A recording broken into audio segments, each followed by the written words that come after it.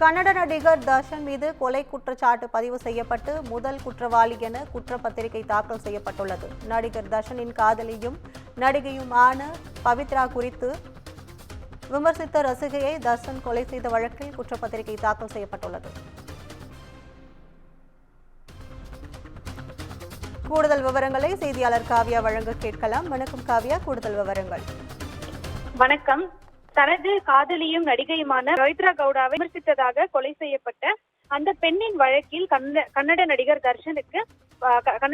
தர்ஷன் மீது கொலை வழக்கானது பதிவு செய்யப்பட்டு அவர் ஏட்டு குற்றவாளியாக சேர்க்கப்பட்டிருக்கிறார். சித்ரதுர்காவை சேர்ந்தவர் ரேணுகாசாமி என்பவர். இவர் நடிகர் தர்ஷனின் நெருங்கிய தோழியான பவித்ரா கவுடாவுக்கு ஆபாசமான முறையில் குறுந்தகவல் அனுப்பியதாக தகவல் வெளியானது.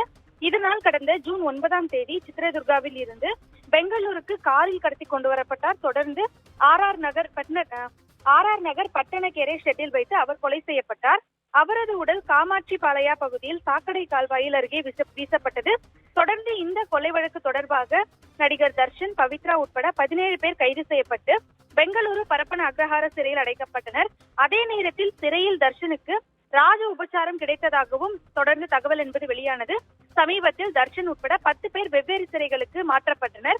இந்த நிலையில்தான் இந்த கொலை வழக்கின் விசாரணை அதிகாரியாக விஜயநகர உதவி போலீஸ் கமிஷனர் சந்தன் நியமிக்கப்பட்டார். தொடர்ந்து அவரது தலைமையிலான போலீசார் ரேணுகாசாமி கொலை குறித்து தீவிர விசாரணை நடத்தி வந்தனர். ரேணுகாசாமி கொலை செய்யப்பட்டு 8ஆம் தேதியுடன் 3 மாதங்கள் ஆக போகிற நிலையில் இந்த குற்றப்பத்திரிகை அறிக்கை என்பது பரபரப்பாக பேசப்பட்டது.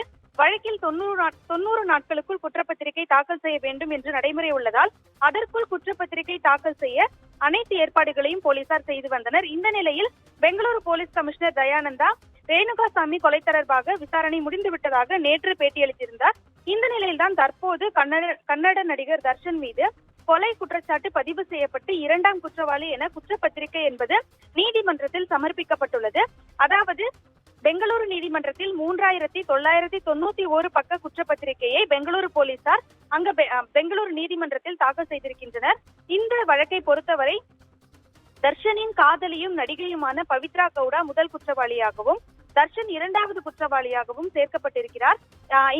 இந்த வழக்கானது நேரில் பார்த்த சாட்சி 3 பேர் உட்பட 231 சாட்சிகளுடன் விசாரணை மேற்கொண்டு அந்த தகவல்கள் மற்றும் அறிக்கைகளின் அடிப்படையில் இந்த குற்றப்பத்திரிகை தாக்கல் செய்திருப்பதாக போலீசார் தகவல் தெரிவித்திருக்கின்றனர்.